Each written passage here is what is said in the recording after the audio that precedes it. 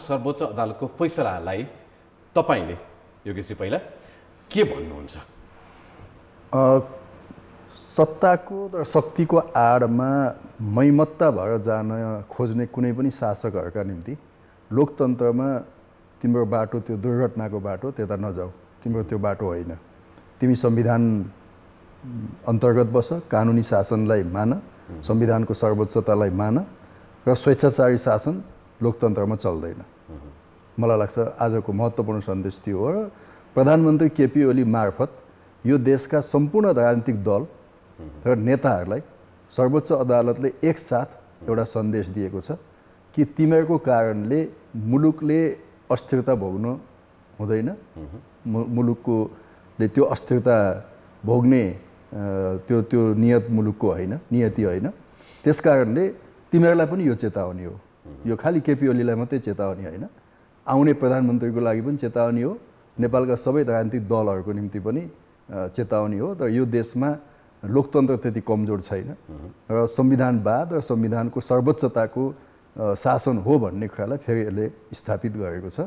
र प्रतिनिधि यो दुई पटक संविधान सभाको चुनाव गर्दाखेरि हामीलाई ज्यादै ठुलो बोझ भएको थियो, के भएको होला भन्ने लागेको थियो।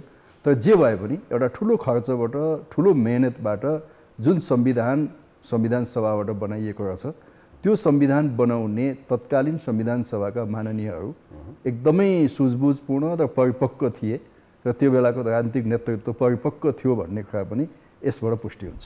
श्यामजी, योगेशजीको भनाइलाई म पूर्ण समर्थन गर्दै एउटा कुरा म थप के भन्न चाहन्छु यसमा भने कि हामीले राज्यका सबै अङ्गहरूसँग विश्वास गर्ने वातावरण पनि अवसिर्जना गर्नु पर्यो। संसद तपाईँलाई चाहिँ के छ भने कार्यपालिका, न्यायपालिका, व्यवस्थापिका, संवैधानिक अङ्गहरू माथि हामीले विश्वास पनि गर्न सक्नु पर्यो कि ती अङ्गहरूले पनि आफ्ना ठाउँका आफ्ना जिम्मेवारीहरू सही ढङ्गले सम्पादन गर्दा रहेछन् है भन्ने कुरा चाहिँ हामीले उहाँका भनाइलाई समर्थन गर्दै चाहिँ यो कुराको पनि हामीले चाहिँ अब विश्वासको वातावरण सिर्जना गर्नुपर्छ भन्ने कुराको सन्देश पनि दिएको छ। हामीले न्यायालयमाथि यस बिचमा धेरै ठुलो अविश्वास पनि गऱ्यौँ। सेटिङमा चलेको छ, यो कार्यपालिकाको चाहिँ लाचार छाया बनेको छ भन्ने जस्ता कुराहरू पनि सार्वजनिक सडकबाट हुँकार गर्ने काम पनि भयो। हो, यो चाहिँ सार्वजनिक अभिव्यक्तिहरू मानौँ कि हामी सडकबाटै राजनीतिले नै सबै कुराको फैसला दिन्छ भन्ने किसिमका अभिव्यक्तिहरू र त्यो किसिमका व्यवहारहरू पनि हामी राजनीतिक दलहरूबाट प्रदर्शन पाए र त्यो कुरालाई चाहिँ के छ भने त्यो कुरा गर्न आवश्यक छैन। सबैलाई लोकतान्त्रिक पद्धति अनुसार आफ्नो जिम्मेवारी र दायित्वको काम गर्न दियौँ भने आफ्ना ठाउँमा बसेर सबैले सही कार्यको सम्पादन गर्दा रहेछन् है भन्ने कुराको त्यो सन्देश पनि प्रवाह गरेको छ भन्ने मेरो बुझाइ छ। अब यसको कानुनी पाटो त बाँकी नै छ। यो फैसलाको पूर्ण पाठ आउला, त्यसको विश्लेषण पनि हुँदै जाला। आजको घटनालाई ऐतिहासिक पनि भनियो, यो फैसलालाई, यसका प्रभावहरू, यसको नजिरको हिसाबमा एक हिसाबले स्थापित छ, हुनेछ, यसका अर्थहरू एकातिर छन्।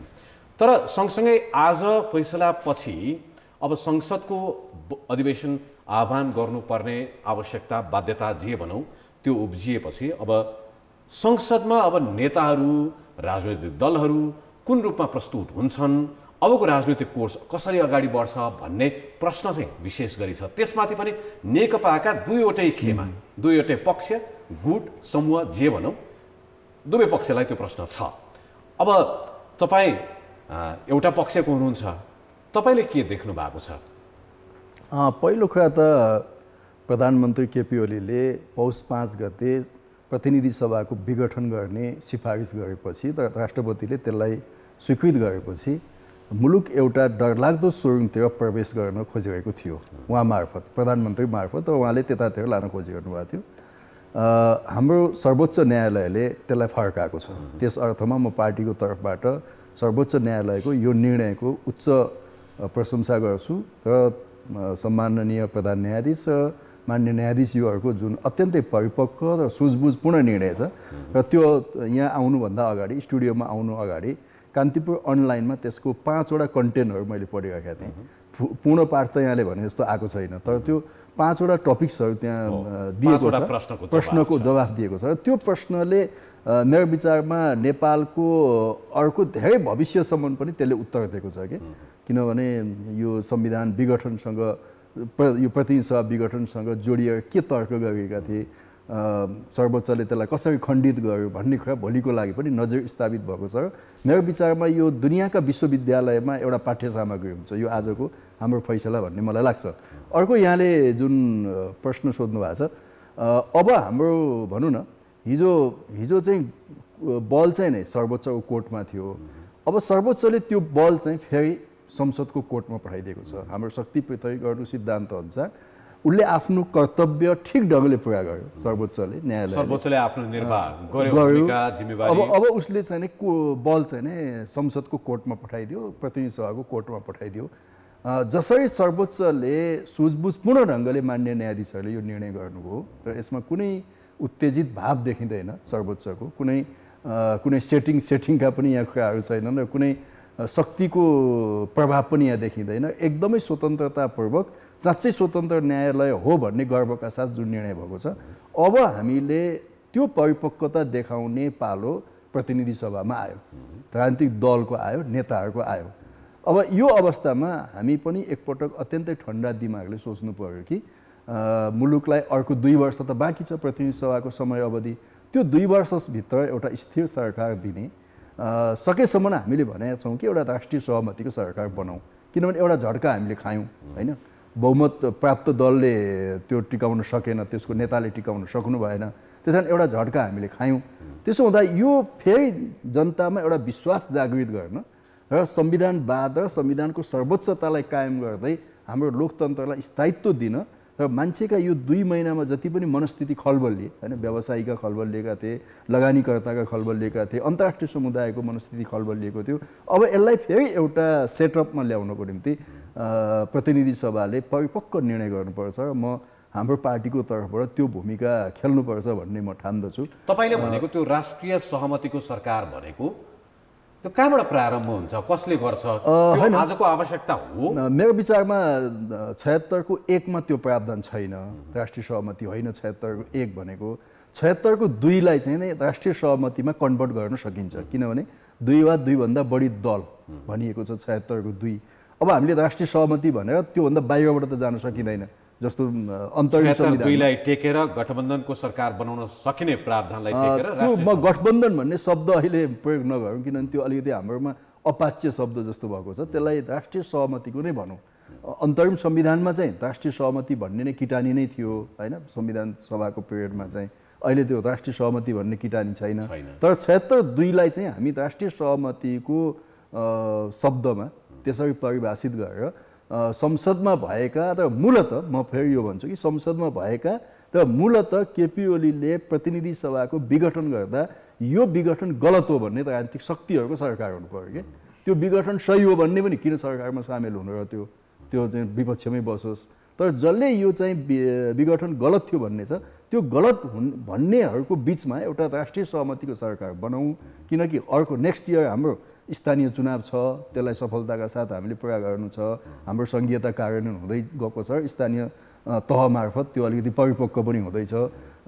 आउने साल स्थानीय तहको चुनाव छ, त्यसपछि त अर्को साल हामीसँग संसद र यो प्रदेश सभाको चुनाव चाहिँ छ होइन, 2 वर्षपछि। र यो कोर्स एउटा 2 वर्षको कोर्स बनाएर हामी एउटा सहमतिका साथ सरकार चलाउँ होइन, त्यसपछि चुनावमा त प्रतिस्पर्धा गरौँ। तपाईँले भनेको कुराको अन्डरलाइनिङ अर्थ चाहिँ के भयो भने नेकपाका 2 विभक्त समूहहरू अब औपचारिक रूपमा कानुनी रूपमा विभक्त हुनेछन्, विभाजित हुनेछन्, 2वटा दलको रूपमा स्थापित हुनेछन् र संसदमा उनीहरूले तत्तत अनुसारको भूमिका खेल्छ र त्यो एउटा समूहलाई बाहिर राखेर अरूको सहमतिको सरकार होइन। अब औपचारिक ढङ्गले कति बेला त्यो विभक्त हुन्छ म अहिले भन्न सक्दिनँ होइन, तर चाहिँ मेरो भनाइ के छ भने अब यो नैतिक प्रश्न उठिसकेपछि प्रधानमन्त्रीले स्टेप डाउन गर्नुपर्छ। त्यो भनेको मतलब उहाँले प्रधानमन्त्री पदबाट पनि राजीनामा दिनुपर्छ र तपाईँको पार्टी अध्यक्षबाट पनि राजीनामा दिनुपर्छ। यसमा म फेरि आउँछु श्यामजी। संसदको आह्वान हुने बैठक, पहिलो दिनको बैठकमा नेपाली काङ्ग्रेसका सांसदहरूको प्रस्तुति के हुनेछ, के भनेर सांसदहरू जानेछन् नेपाली काङ्ग्रेसका? हेर्नुहोस्, पुस 5 गते अप्रत्याशित रूपमा संसद विघटन भयो। त्यसपछि यो पुस 5 गतेदेखि आजसम्मको अवस्थामा राष्ट्रिय राजनीतिको एउटा कोर्स चल्दै रह्यो। अब आज फेरि एउटा नयाँ निर्णय आएको छ सर्वोच्च अदालतको फैसलाबाट र यसले राष्ट्रिय राजनीतिको अर्को कोर्सको आरम्भ भएको छ। अब पुनर्स्थापित संसदमा कसरी प्रस्तुत हुन्छ कांग्रेस भन्ने विषयमा हामीले औपचारिक धारणा पार्टीगत रूपमा बनाएका छैनौँ। हाम्रो बिचमा अहिले छलफल हुन पनि बाँकी नै छ। 1-2 दिनमा हामी त्यो छलफलमा हामी पुग्छौँ नै, हामीले पुग्नै पनि पर्छ, हामी पुग्छौँ पनि। तर हामीले कांग्रेसले यसलाई चाहिँ के छ भने स्वागत गरिसकेको छ। हाम्रो सभापतिको वक्तव्य पनि आइसकेको छ। यो फैसलालाई स्वागत गरिसकेका छौँ। हामीले पहिला पनि भनेकै थियौँ यो असंवैधानिक छ, अलोकतान्त्रिक छ र यो सर्वसत्तावाद उन्मुख छ, तर हामी सर्वोच्च अदालतको फैसलालाई सम्मान गर्छौँ भनेर हामीले बडा डिप्लोमेटिक थियो नि त्यो भाषा। त्यसलाई डिप्लोमेटिक नभनौँ, सर्वोच्च अदालतको फैसलालाई सम्मान गर्छौँ भन्नु डिप्लोमेटिक भनिने हो भने मैले अघि नै पनि भने कि आज सर्वोच्च अदालतले त्यो प्रमाणित गर्यो नि। नेपाली कांग्रेसका लागि त आज दुईटै हातमा लड्डु अनि टेबलमा पनि लड्डु त भएको प्रसङ्ग सबैले भनेकै हो। रुपेशजी, आज योगेशजीहरूलाई नि सर्वोच्च अदालतप्रति धेरै ठुलो आशंका थियो, धेरै साथीहरूलाई थियो, उहाँहरूलाई मात्रै होइन, धेरै नेपाली जनमानसमै एउटा किसिमको आशंका थियो। सर्वोच्च अदालतले त्यो आफ्नो धर्म र दायित्वको पालन गरेर त्यो आशंका त मेटाइदियो नि त। आज सबैले प्रशंसा गर्न बाध्य हुनु त उहाँहरूलाई त तपाईले भन्नु तपाईकै लाइनलाई कोट गरेर सर्वोच्च अदालतको भूमिकामाथि उहाँहरूलाई शङ्का थियो भनेर तपाईले भनिरहँदाखेरि तपाईँ नेपाली कांग्रेसका नेता कार्यकर्ताहरूलाई त नेपाली कांग्रेसका सभापति देउवा र प्रधानमन्त्रीको गठजोडमै शङ्का थियो नि। हामी त मैले त्यसैको आधारमा के भनिरहेको छु भने संसदको आह्वान हुने पहिलो बैठकमा नेपाली कांग्रेसका सांसदहरूले के भन्छन्? होइन, यो कुरा त हामीले स्वागत गरिसकेका छौँ। सभापतिको वक्तव्य नै आइसक्यो होइन, हामीले स्वागत गरिसकेका छौँ र जुनसुकै फैसला आए पनि सर्वोच्च अदालतको फैसलालाई सम्मान गर्छौँ भन्ने कुरा कांग्रेसले अभिव्यक्ति गरिसकेका छ। न्यायिक निरूपण गर्ने संवैधानिक विवादमा र कानुनी विवादको कुनै पनि खालको संवैधानिक र कानुनी विवादको न्यायिक निरूपण गर्ने जिम्मेवारी हाम्रो वर्तमान संविधानले सर्वोच्च अदालतलाई दिएको छ र त्यो त्यहाँबाट निश्चित हुने कुनै पनि न्यायलाई हामीले सम्मान गर्छौँ, समर्थन गर्छौँ भनेर भनिसकेको अवस्थामा र सभापतिको वक्तव्य पनि आइसकेको अवस्थामा त्यो कुरा एउटा कुरा सक्यो। अब आयो कुरा तपाईलाई चाहिँ अब राष्ट्रिय राजनीतिको कोर्समा कांग्रेसको भूमिका के हुन्छ? संसदीय अभ्यासमा त कांग्रेस जान्छ र त्यो अभ्यासमा कांग्रेसले जे गर्दै आएको छ, जे गर्नुपर्ने हो गर्छ।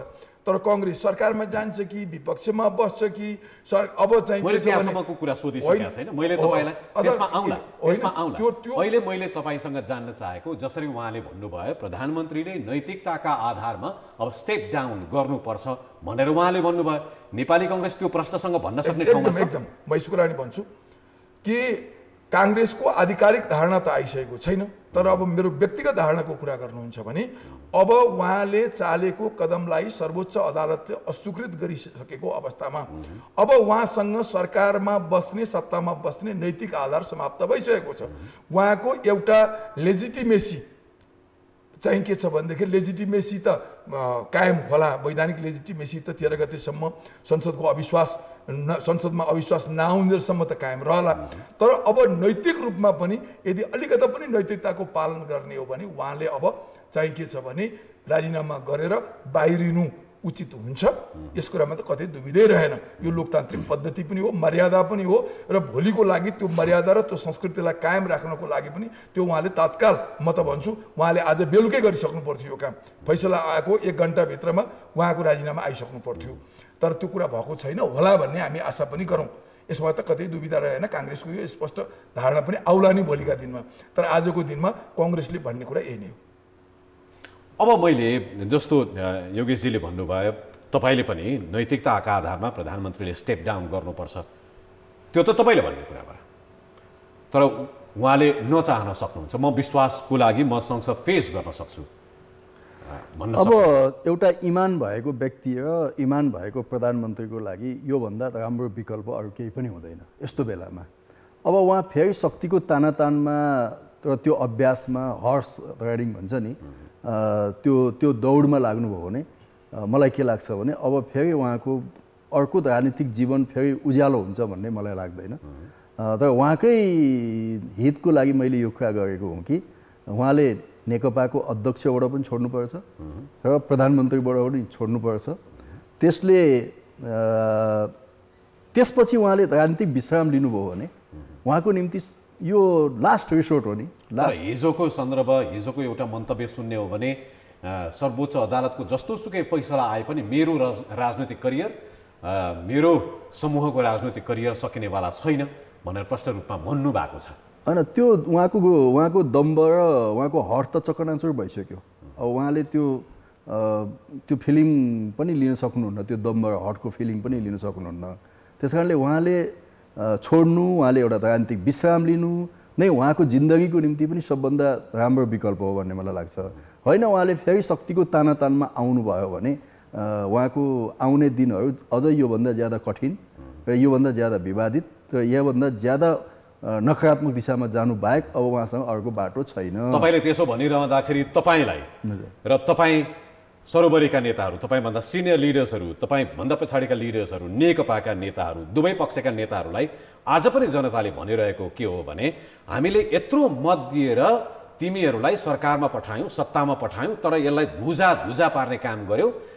दुवै पक्षले कुर्सी तानातान गरे, भित्र के पाक्यो, खिचडी पाक्यो, त्यो खिचडी कसले बढी भाग पाउने भन्ने कुरामै सबै त्यो कुरामा अल्झेका कारण देशलाई त भड्खालोमा पार्ने काम नेकपाले गर्यो। आज अब राष्ट्रिय सहमतिको सरकार भनेर जुन म्यान्डेट दिएर हामीले पठायौँ त्यो म्यान्डेटलाई फेरि भित्तामा पुर्याउने काम तपाईँहरूले गर्दै हुनुहुन्छ भनेर जनताले भन्छ। त्यो यहाँले भनेको प्रश्न हामीमाथि उठ्छ र उठ्नुपर्छ र त्यसको जवाफ हामीले दिनु पनि पर्छ।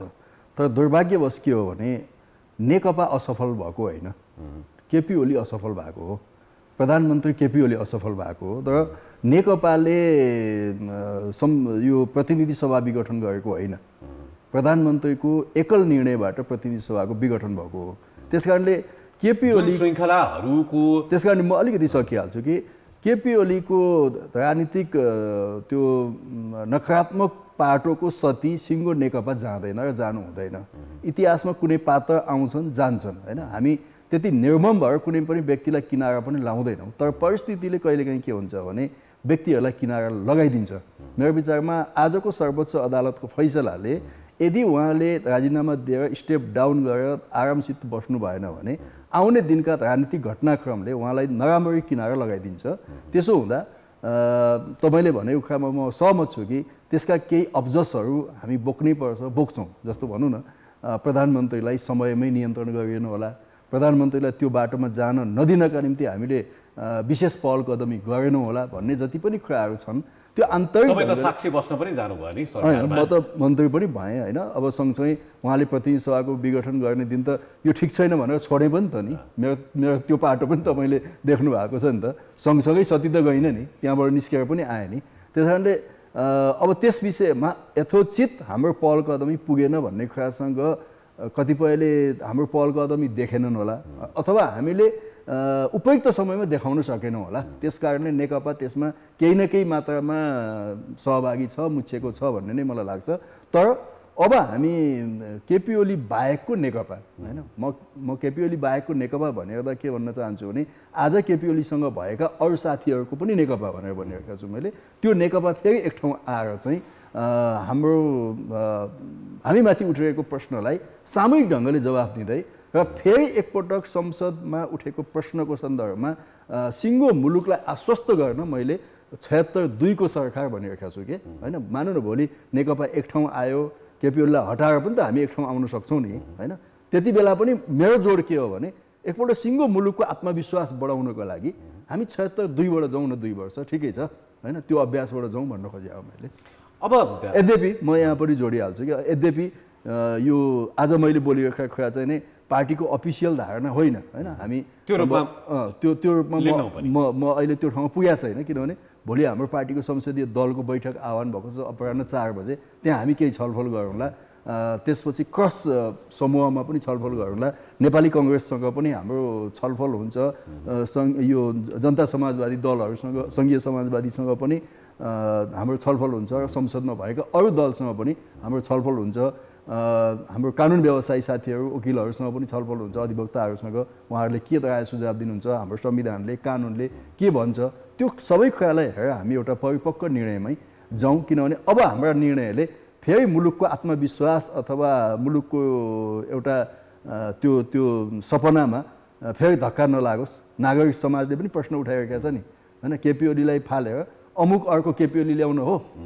भनेर चाहिँ नारायण वाग्ले दाइले त अग्लो प्रश्नै नि नामै सहित केपी ओली हटाएर पुष्पकमल दाहाललाई ल्याउने हो, झलना खनाललाई ल्याउने हो, माधवकुमार नेपाललाई ल्याउने हो अथवा देउवालाई ल्याउने हो भनेर प्रश्न। त्यस कारणले मानौँ न पात्रकोमा उहाँहरू नै आउनुभयो, मानौँ देउभै आउनुभयो अथवा प्रचण्डै आउनुभयो अथवा माधव नेपालै आउनुभयो, एबिसिडी कोही आउनुभयो।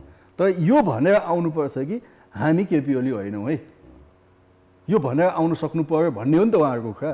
प्रचण्ड नआउने के छ र नेताहरूलाई त सजिलै छ होइन, त्यो त विश्वासको कुरा हो होइन। अब तपाईँलाई त अझै गाह्रो छ, उहाँले त भोलि संसदीय दलको बैठक बस्छ अनि त्यसपछि केही कुरा प्रश्नसँग राखौँला भन्नुभयो। तपाईँ त तपाईँको पार्टीको त बैठकै कहिले बस्छ भन्ने गाह्रो छ।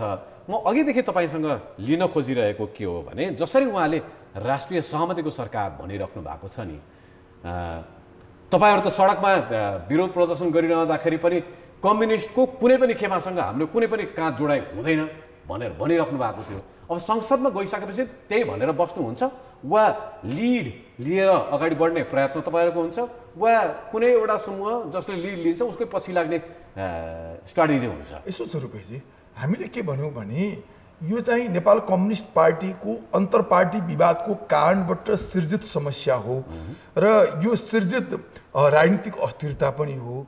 यहाँ काङ्ग्रेसले कसैको पक्ष विपक्षमा लागेर झन्डा बोकेर कुद्नु नआवश्यक छ, न यसले चाहिँ राष्ट्रिय राजनीतिलाई कुनै किसिमको निकाह दिन सक्छ। त्यसैले यसको न्यायिक निरूपणको लागि सर्वोच्च अदालतमा मुद्दा विचाराधीन छ र सर्वोच्च अदालतको फैसला कुरौँ।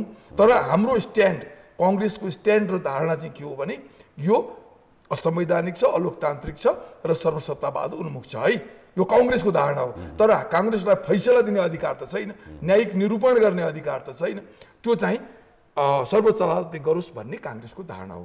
अब भोलिको राजनीतिमा तपाईँलाई काङ्ग्रेसको 1-2 दिनमै सेन्ट्रल कमिटीको बैठक बस्छ।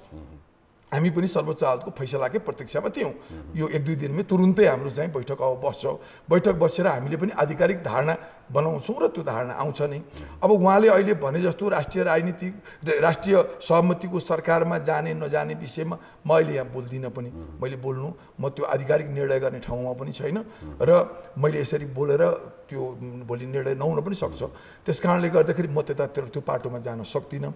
तर काङ्ग्रेस जिम्मेवार भएर राष्ट्रिय राजनीतिलाई एउटा सहमतिको वातावरणमा र तपाईँलाई चाहिँ के छ भने भोलिको दिनमा राजनीतिक स्थिरताको पक्षमा, लोकतन्त्रको पक्षमा जनमत सिर्जना गर्ने अवस्थामा र लोकतन्त्रका विरुद्धमा उठिरहेका आवाजहरूलाई कमजोर गर्ने र लोकतन्त्रको पक्षमा वातावरण सिर्जना गर्ने काममा काङ्ग्रेस लाग्नुपर्छ र लाग्छ पनि। र त्यो चाहिँ तुरुन्तै त्यसको बारेमा काङ्ग्रेसको केन्द्रीय समितिको बैठक बसेर यहाँ हाम्रो धारणा चाहिँ आउँछ, सार्वजनिक हुन्छ भन्ने कुरा पनि म आश्वस्त गर्न चाहन्छु। योगेशजी, हामी करिब अन्तिममा छौँ, छोटो छोटो प्रश्न जवाफको अपेक्षा गरौँ। नेकपा अब फेरि पनि पुरानै स्थितिमा वा कुनै आकारमा एकताबद्ध हुने वा तपाईँको समूहले केपी शर्मा ओलीलाई फेरि पनि वेलकम गर्ने, अब आत्मसमीक्षा गरेर आउँछन् भने त हामी स्वागत गर्न तयार छौँ भनेर तपाईँका नेताहरूले भन्नुहुन्थ्यो? होइन, पहिलो कुरा त कुनै पनि पार्टी विभाजन हुनु दुर्भाग्यपूर्ण कुरा हो। विभाजनको निम्ति प्रोत्साहन गर्नु पनि हुँदैन र त्यतातिर विभाजित हौँ भनेर धेरै उत्साहित हुनु पनि हुँदैन। मैले अघि पनि भने कि यहाँलाई अब फेरि नेकपा एक ठाउँमा आउने पूर्व शर्त भनेको केपी ओलीको बहिर्गमन पहिलो शर्त हो कि केपी ओलीको बहिर्गमन हो। किनभने केपी ओलीलाई फेरि पार्टीको लिडरसिपमा राखेर अथवा सरकारको लिडरसिपमा राखेर नेकपाले अर्को आत्मविश्वास पैदा गर्न सक्दैन र नेकपासँग त्यो वैचारिक राजनीतिक स्पष्टता, त्यो साहस पनि हुँदैन। त्यस कारण मैले भने कि एउटा व्यक्तिको हिसाबले केपी ओलीले जे गर्नुभयो अहिलेसम्म गर्नुभयो होइन। अब उहाँलाई त्यस बापत दण्डित गर्ने भनेको त खालि उहाँलाई प्रधानमन्त्रीबाट हटाउने बाहेक त जेलमा हाल्ने दण्ड त छैन, यो कानुनमा त त्यो छैन।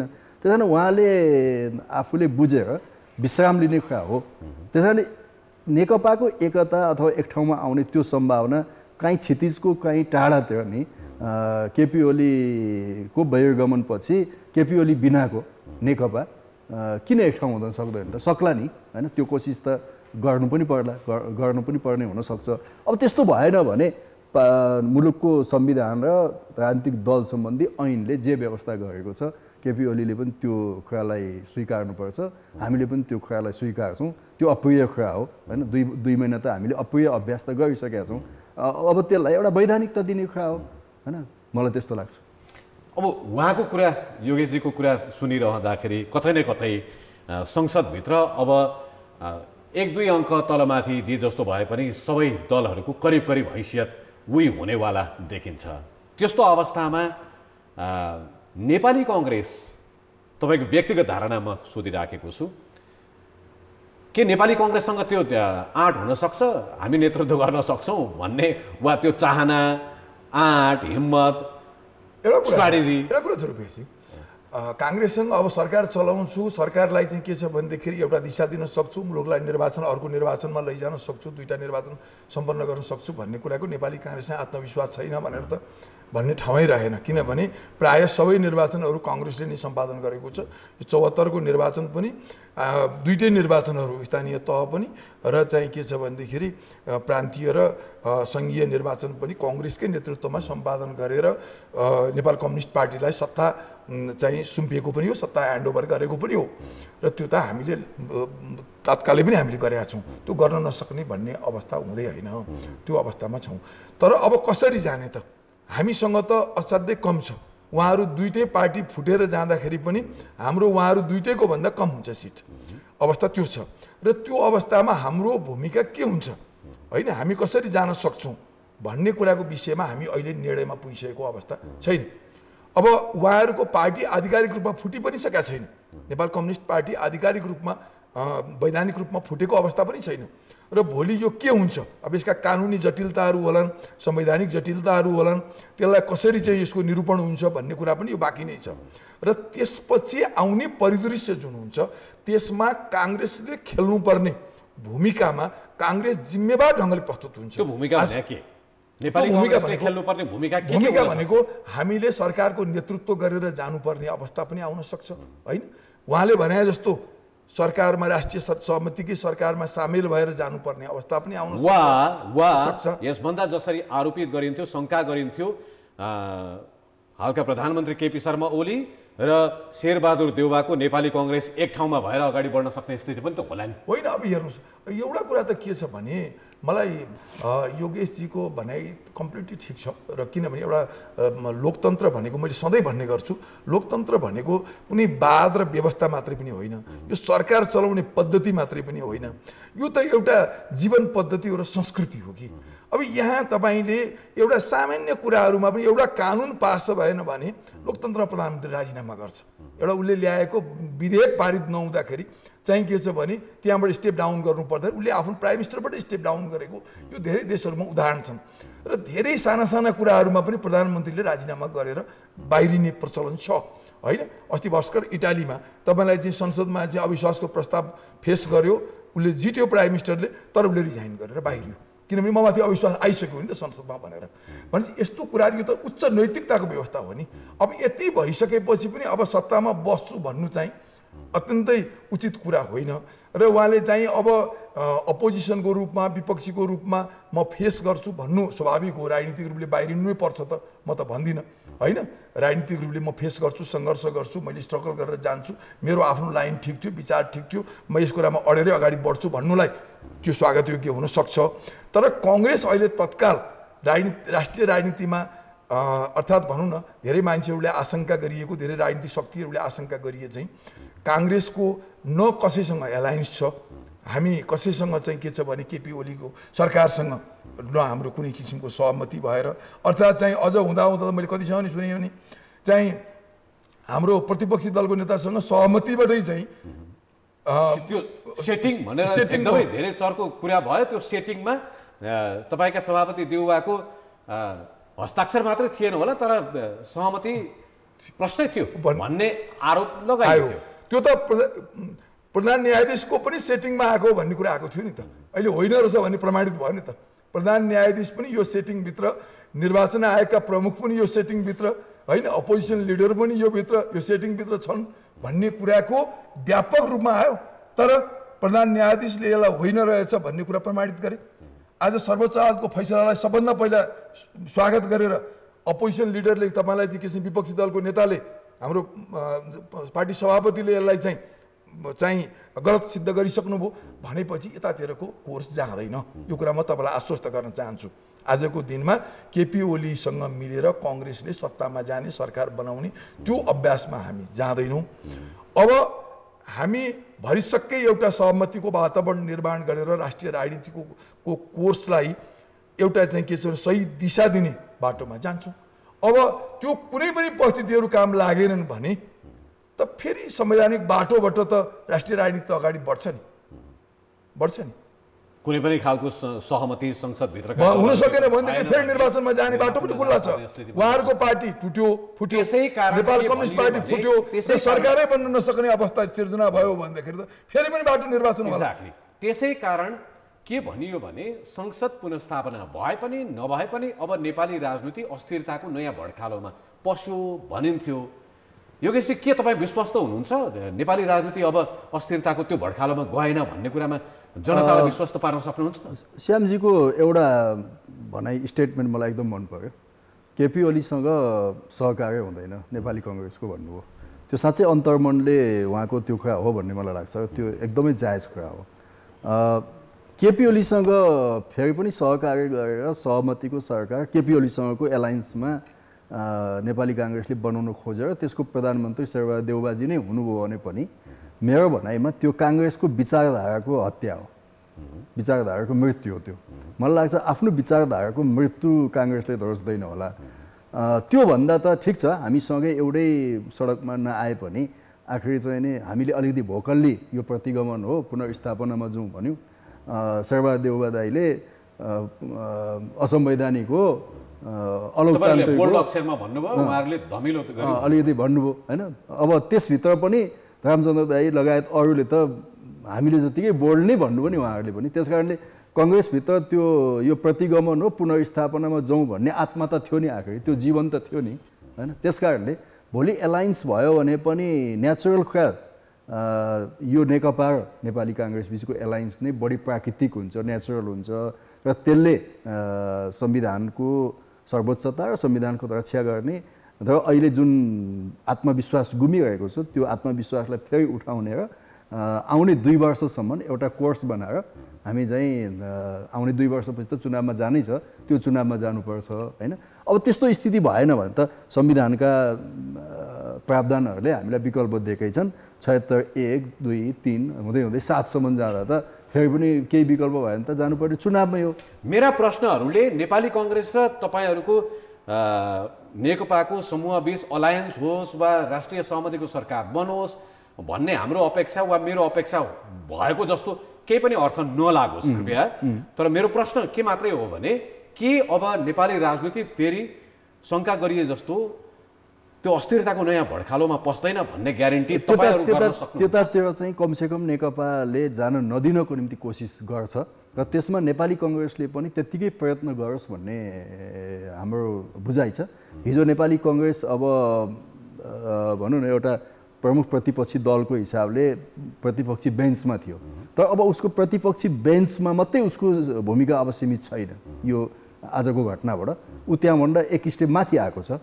त्यसो हुँदा उसले त्यो जिम्मेवारी बोध गरिकन यो अस्थिरताको चक्रव्यूहमा पार्लियामेन्टलाई त मुलुकलाई फस्न नदिनको निम्ति एउटा कोसिस गरौँ भन्यो भने नेपाली काङ्ग्रेस पनि अगाडि आओस्, हामी पनि अगाडि आउँछौँ। एउटा काहीँ न काहीँ हामीले त्यो मिलनबिन्दु त भेटिन्छ होला, मेरो विचारमा भेट्न सकिन्छ। तपाईँलाई त्यस्तो लाग्छ जस्तो नेकपाका दुवै पक्षका नेताहरूको तौर तरिका, काम गर्ने तौर तरिका, उहाँहरूले जुन किसिमको कार्य व्यवहार योभन्दा अगाडि देखाउनुहुन्थ्यो, यो प्रवृत्ति हेर्दाखेरि साथै उहाँहरू त्यसरी इमान्दार भएर अगाडि बढ्छन् भन्ने तपाईँलाई लाग्छ? मैले नेपाली काङ्ग्रेसलाई सोधिराखेको छैन, एउटा जिम्मेवार नेतालाई सोधिराखेको छु। होइन, यस्तो छ क्या कुरा के छ भने यो मैले लोकतन्त्र भनेको एउटा सिक्दै तपाईँलाई चाहिँ यो अभ्यासबाट सिक्ने व्यवस्था पनि रहेछ। अब हामीले पनि हामी त जन्मजात सैद्धान्तिक रूपमा नै लोकतन्त्रको पक्षमा जन्मिएको पार्टी हो नेपाली कांग्रेस भनेको। त अझै पनि हामी सिक्ने अभ्यासकै क्रममा छौँ। धेरै त्रुटि गल्तीहरू हामीबाट पनि भएका छन्। उहाँहरू त हिजोसम्म मार्क्सवाद लेनिनवाद माओवादी विचारधारा के उहाँहरूको चाहिँ अर्कै फिलोसफीबाट उहाँहरू चाहिँ आउनुभयो। राष्ट्रिय राजनीति अन्तर्राष्ट्रिय परिस्थितिहरू सबैको कारणबाट लोकतान्त्रिक अभ्यासमा उहाँहरू आउनुभएको छ। उहाँहरू सैद्धान्तिक रूपमा कति रूपान्तरित हुनुभएको छ त्यो पनि बाँकी नै छ। उहाँ रूपान्तरित हुने क्रममा हुनुहुन्छ भन्ने कुरामा म बाँकी नै छ, म विश्वस्त छु। उहाँ रूपान्तरित हुने क्रममा हुनुहुन्छ, मेरो आशंका मैले व्यक्त गरेको होइन। तर कुरा के छ भने उहाँहरूलाई रूपान्तरित गर्ने जिम्मा पनि काङ्ग्रेसको हो। फेरि एउटा कुरामा मलाई कतै पनि सन्देह छैन यो कुरामा। मैले सधैँ भन्छु हामी यहाँनिर चुकेका पनि छौँ रुपेशजी। मैले यो आज भने तपाईँको सामनेमा के भने काङ्ग्रेससँग आफ्टर डेमोक्रेसी 2046 सालपछि दुईटा शक्ति थिए। हाम्रा सहयात्री नेपाल कम्युनिस्ट पार्टी सहयात्री सात वाम भनेर त्यतिखेर थियो, सहयात्री नै थियो आन्दोलनमा। अर्को शक्ति भनेको जो पराजित नै भए पनि तपाईलाई चाहिँ पञ्चायतको एउटा शक्ति अथवा राजाको पक्षधर शक्ति थियो, त्यो शक्ति पनि लोकतन्त्रको विपक्षमा रहेको शक्ति थियो। यो दुईटै शक्तिलाई लोकतन्त्रको मूलधारमा ल्याउनु पर्ने त्यो गुरुत्तर दायित्व काङ्ग्रेसको टाउकोमा थियो तथा काङ्ग्रेसको काँधमा थियो। त्यहाँ हामी त्यो भूमिकामा हामीले सफल उत्रिन न्याय गर्न सक्नु भएन। त्यो हाम्रो पनि कमजोरीहरू भए, किन हामी पनि त्यो सिक्ने अभ्यासमा थियौँ भन्ने कुरा मैले बुझ्छु। त्यसैले उहाँहरू नेपालका राजनीतिक शक्तिहरूमा आज देखिएका शक्तिहरूमा प्रमुख दुईटा शक्ति देखियो। एउटा त नेपाली काङ्ग्रेस, अर्को कुरा वामपन्थी शक्तिहरू। अब वामपन्थी शक्तिहरूलाई लोकतान्त्रिकरणको दिशामा पूर्ण रूपले रूपान्तरित गर्न सकिएन भने तपाईलाई उहाँहरूमाथि आशंका मात्रै व्यक्त गरेर त के छ भने लोकतन्त्रले स्थायित्व प्राप्त गर्न सक्दैन भन्ने कुरा काङ्ग्रेसले बुझिया छ, मैले पनि व्यक्तिगत रूपमा पनि बुझिया छु।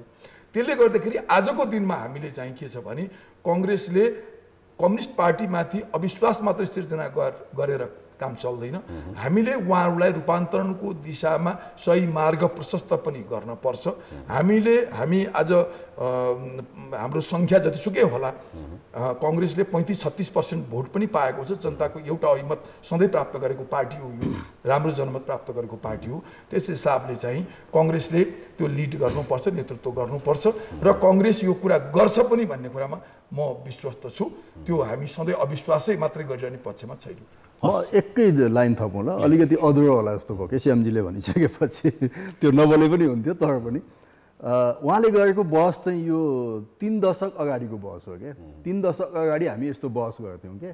काङ्ग्रेसले आज नेपाली काङ्ग्रेसलाई रूपान्तरण गरिदिने कसले भन्ने अर्को प्रश्न। त्यसै कारणले 3 दशक अगाडि काङ्ग्रेसहरूले कम्युनिस्टहरूलाई हामी प्रजातान्त्रिकरण गर्दैछौँ होइन भन्ने उहाँहरूले भन्नुहुन्थ्यो। यो 3 दशक अगाडिको कुरा हो, अलिकति पुरानो बहस भइसक्यो होइन। आज त्यो बहस होइन। आज लोकतन्त्रको कसीमा काङ्ग्रेस जति उत्तीर्ण छ कम्युनिस्टहरू त्योभन्दा कम उत्तीर्ण छैनन् होइन। त्यसमा मलाई आज बहस गरेर टाउको दुखाउनु पनि छैन। अब हिजोको हिस्ट्री हेर्ने हो भने काङ्ग्रेसको पनि लोकतान्त्रिक च्याप्टर खोल्दै जाने हो भने त्यति उज्यालो मात्रै त छैन नि, ती कुन घटना हुन् भनेर सबै अहिले म भन्न सक्छु, तर त्यता नछौँ।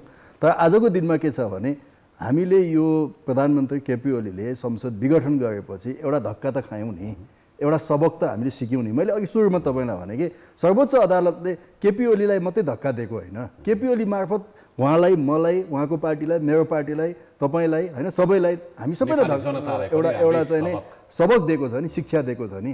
त्यस कारण यो शिक्षालाई एउटा राम्रोसितले हामीले अनुसरण गरेर एउटा आश्वस्त गरौँ, किनभने यो संविधान हामीले बनाएको हो।